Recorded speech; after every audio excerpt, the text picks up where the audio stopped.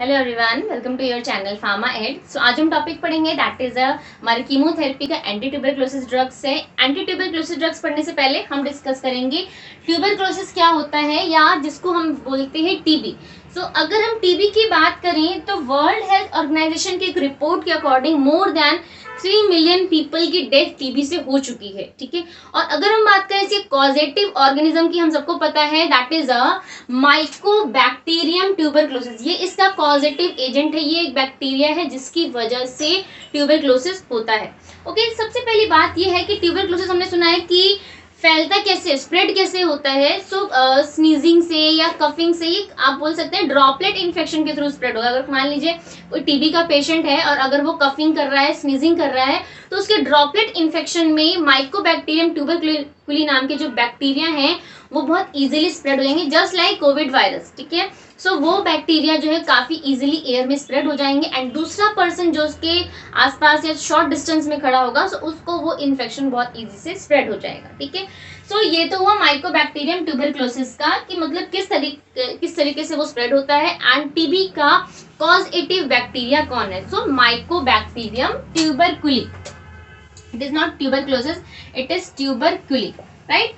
अब बात करते हैं कि टीबी होता कहाँ है। हमने देखा है ये इस बैक्टीरिया की सबसे बड़ी खासियत ये है कि ये वहीं पे सबसे ज्यादा डिवाइड होगा, मल्टीप्लाई होगा जहां पे हाई अमाउंट ऑफ ऑक्सीजन पाया जाएगा, क्योंकि ये हमारा एरोबिक बैक्टीरिया है। कैसा बैक्टीरिया है? एरोबिक। एरोबिक बैक्टीरिया का मतलब है इसको अपनी ग्रोथ एंड मल्टीप्लिकेशन के लिए क्या चाहिए होगा? हाई अमाउंट में ऑक्सीजन। और हमारी बॉडी में हाई अमाउंट ऑफ ऑक्सीजन कहाँ पाया जाता है?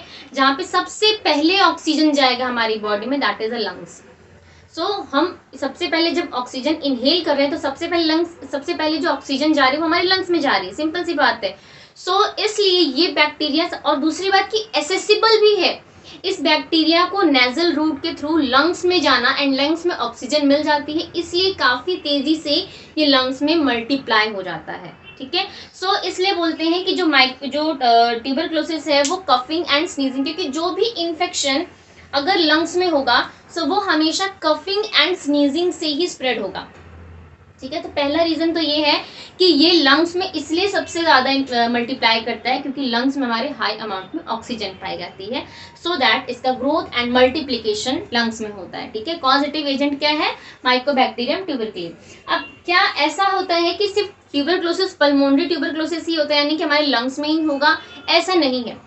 ये ट्यूबरक्लोसिस किसी भी ऑर्गन में स्प्रेड हो सकता है वाया ब्लड। अगर मान लीजिए इन्फेक्शन लंग्स में हो गया तो अब वो बैक्टीरिया ब्लड के थ्रू किसी भी ऐसे ऑर्गन में जा करके एंड ग्रो एंड मल्टीप्लाई कर सकते हैं। फॉर एग्जांपल ब्रेन में चले गए, ब्रेन में भी हमारे हाई अमाउंट में ऑक्सीजन पाया जाता है। ठीक है, सो ऐसे बॉडी के कई सारे पार्ट में ये डिपॉजिट हो जाते हैं एंड वहां पे ग्रो एंड मल्टीप्लाई करने लगते हैं।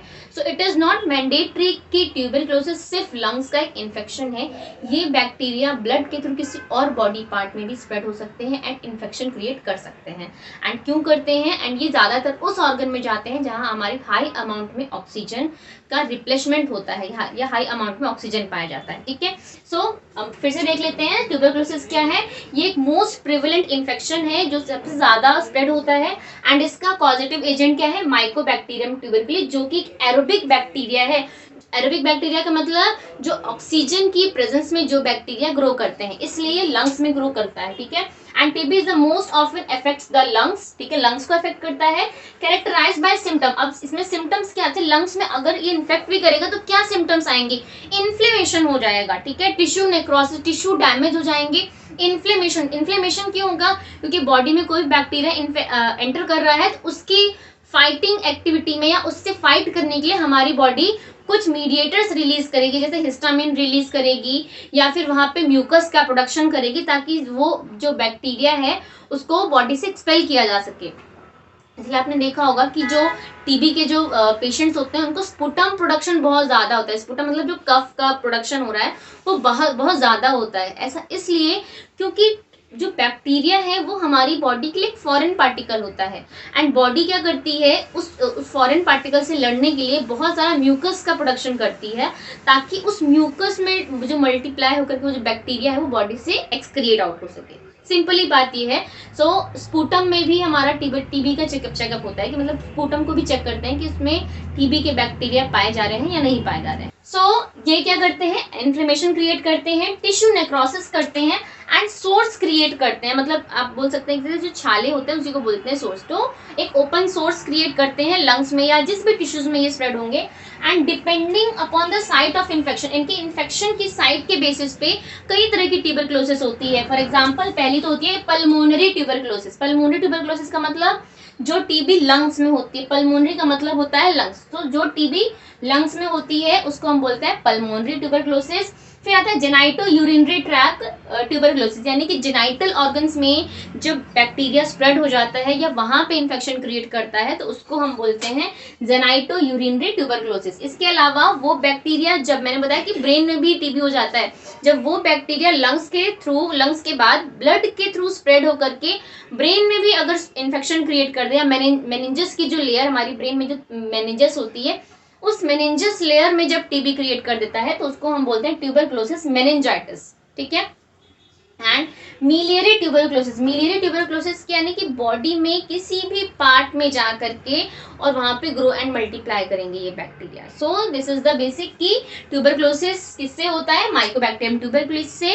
कैसे स्प्रेड होता है, ये एक आप बोल सकते हैं ड्रॉपलेट इन्फेक्शन के थ्रू। कोई भी अगर टीबी का इन्फेक्टेड पेशेंट है उसके ड्रॉपलेट या उसके कफिंग या उसके स्नीजिंग के थ्रू वो बैक्टीरिया स्प्रेड होगा एंड दूसरे पर्सन जो भी उसके कांटेक्ट में आएगा वो उसको स्प्रेड हो जाएगा। And depending on the condition, ये कहाँ होती है टीबी, पल्मोनरी लंग्स में, जेनाइटल ऑर्गन्स में एंड मेनिंजाइटिस में एंड बाकी बॉडी के कई सारे ऑर्गन्स में। एंड ये सबसे ज्यादा लंग्स में क्यों होती है, क्योंकि लंग्स में हमारे हाई अमाउंट में ऑक्सीजन पाया जाता है जो इन बैक्टीरिया के लिए फेवरेबल कंडीशन है। सो ये तो हो गया कि टीबी क्या होता है। अब बात करते हैं कि भाई इस बैक्टीरिया से हम फाइट कैसे करेंगे। सो उसके लिए आती है हमारी एंटी ट्यूबरक्लोसिस ड्रग्स। एंड अब हम एंटी ट्यूबरक्लोसिस ड्रग्स एंड उनका क्लासिफिकेशन पढ़ेंगे। सो आगे बढ़ने से पहले अगर आप मेरे चैनल पे नए हैं तो चैनल को सब्सक्राइब कर लीजिए एंड बेल आइकन को जरूर दबा दीजिएगा ताकि मेरी अगली वीडियो की नोटिफिकेशन आपको मिल जाए और हम इसी तरह पढ़ते रहें। अब देखते हैं एंटी ट्यूबरक्लोसिस ड्रग्स का क्लासिफिकेशन। तो पहले एंटी ट्यूबरक्लोसिस ड्रग्स हमारी क्या होती हैं, the drugs that use in the treatment of tuberculosis, यानी कि जो ट्यूबरक्लोसिस के इन्फेक्शन को किल करती हैं या फिर उसको ट्रीट करती हैं, माइकोबैक्टीरियम ट्यूबरकुली को किल करती हैं, उसकी ग्रोथ को रोकती हैं, उन्हीं को हम बोलते हैं एंटी ट्यूबरक्लोसिस ड्रग्स। एंड इसमें हमारी कौन कौन सी ड्रग्स आती हैं, क्लासिफिकेशन में आती है हमारी दो टाइप की। पहली आता है फर्स्ट लाइन ड्रग्स एंड दूसरी होती है हमारी second line drugs. First line drugs का मतलब क्या है, जो ड्रग्स को हम सबसे पहले देते हैं, जो हमारी सबसे पहली प्रायोरिटी होती है उन ड्रग्स को देना। ठीक है। अगर उन ड्रग्स के साथ हमें कोई और ड्रग की जरूरत पड़ी तो वो हमारी सेकेंड लाइन ड्रग्स होती है। मतलब इन ड्रग्स के देने के बाद ही जब इनसे ट्रीटमेंट नहीं हो पाएगा तो ही हम सेकेंड लाइन ड्रग्स में से ड्रग्स को यूज करेंगे। यानी कि फर्स्ट प्रायोरिटी हमारी ये ड्रग्स होती हैं जो कि ज्यादा इफेक्टिव होती हैं, right. So first line drugs में आती है हमारी isoniazid, rifampicin, ethambutol, pyrazinamide and streptomycin. And अगर हम सेकेंड लाइन ड्रग्स की बात करें, यानी कि जो हमारी सेकेंड ड्रग्स होती हैं उसमें आती है हमारी ओरल एजेंट्स। ओरल एजेंट्स यानी कि जो ड्रग्स को हम ओरली रूट से देते हैं, इसमें आती है हमारी इथायोनामाइड, ओफ्लॉक्सासिन, साइक्लोजेरिन, पैरामाइनोसैलिसाइक्लिक एसिड, सिप्रोफ्लॉक्सासिन।